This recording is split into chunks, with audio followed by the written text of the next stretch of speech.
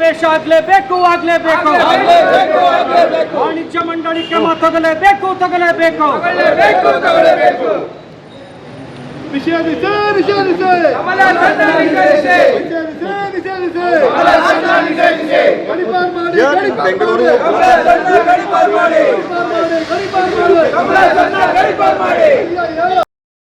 ನಿನ್ನೆ ತಗ್ಲೈ ಸಿನಿಮಾ ಪ್ರಚಾರಕ್ಕೆ ಬಂದಂತ ಕಮಲಾಸನ್ ಅವರು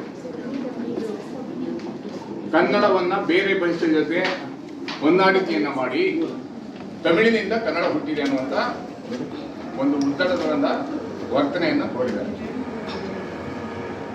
ವಾಣಿಜ್ಯ ಮಂಡಳಿ ಅಧ್ಯಕ್ಷರು ಮತ್ತೆ ಪದಾಧಿಕಾರಿಗಳನ್ನ ಭೇಟಿ ಮಾಡ್ಲಿಕ್ಕೆ ಬಂದಿದ್ದೀವಿ. ವಾಣಿಜ್ಯ ಮಂಡಳಿ ಇತ್ತೀಚೆಗೆ ತುಂಬಾ ಹುರುಪಿನಿಂದ ಕೆಲಸ ಮಾಡ್ತಾ ಇದೆ. ಸೋನು ನಿಗಮ್ ಅವ್ರನ್ನ ಬ್ಯಾನ್ ಮಾಡಿದ್ದಾರೆ.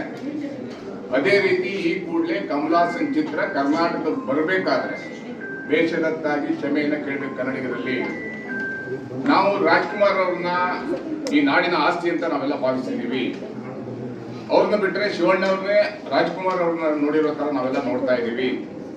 ಶಿವರಾಜ್ ಕುಮಾರ್ ಅವ್ರನ್ನ ಕೂರಿಸ್ಕೊಂಡು ಈ ಮಾತನ್ನ ಹೇಳಿರುವಂತದ್ನ ನಾವು ಯಾರು ಕನ್ನಡಿಗರು ಸಹಿಸಕ್ಕಾಗಲ್ಲ.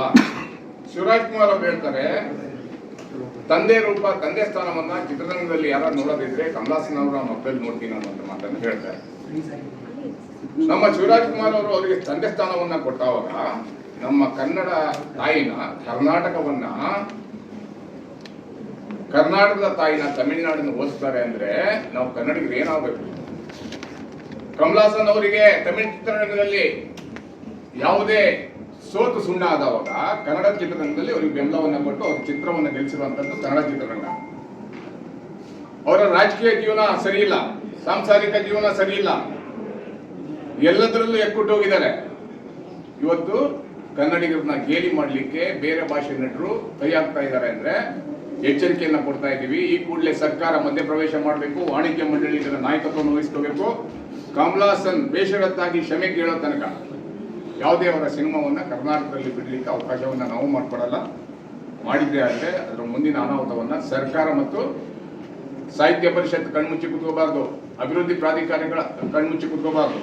ವಾಣಿಜ್ಯ ಮಂಡಳಿ ದಿಟ್ಟವಾದ ಹೆಜ್ಜೆಯನ್ನ ಕ್ರಮವನ್ನ ತಗೋಬೇಕನ್ನುವಂತ ಒತ್ತಾಯವನ್ನ ಮಾಡೋದ್ರ ಮುಖಾಂತರ ಏನಿವತ್ತು ಕನ್ನಡ ಚಿತ್ರರಂಗಕ್ಕೆ ಇಲ್ಲಿ ಮಾಲ್ಗಳು ಸಿಗಲ್ಲ, ಬೇರೆ ಬೇರೆ ಭಾಷೆಯವರು ಬಂದಿಲ್ಲಿ ನಮ್ಮ ಹಣವನ್ನ ಲೂಟಿ ಮಾಡ್ತಾರೆ, ಕನ್ನಡಿಗರಿಂದ ಸಂಪಾದನೆ ಮಾಡ್ತಾರೆ. ಆದ್ರೆ ಕನ್ನಡಿಗರ ಮೇಲೆ ಕತ್ತಿ ಮಸೆಯುವಂತ ಕೆಲಸವನ್ನ ಮಾಡ್ತಾ ಇದ್ದಾರೆ. ಇದನ್ನ ಈ ಕೂಡಲೇ ನಮ್ಮ ವಾಣಿಜ್ಯ ಮಂಡಳಿ ಅಧ್ಯಕ್ಷರು ಏನ್ ಹೇಳ್ತಾರೆ ಅಂತ ನೋಡ್ಕೊಂಡು ಮುಂದಿನ ದಿನಗಳಲ್ಲಿ ಆ ಚಿತ್ರ ಯಾವುದೇ ಮಾಲ್ಗಳಲ್ಲಿ ಮಂದಿರದಲ್ಲಿ ಬರ್ಲಿಕ್ಕೆ ಬಿಡಲ್ಲ. ಎಲ್ಲಾ ಕನ್ನಡ ಹೋರಾಟಗಾರರನ್ನ ಸೇರಿಸಿ ಮುಂದಿನ ದಿನಗಳಲ್ಲಿ ನಾವು ತೀರ್ಮಾನವನ್ನು ತಗೊಂತೀವಿ ಅನ್ನೋ ಎಚ್ಚರಿಕೆ ಕೊಡ್ತಾ ಇದ್ದೀವಿ.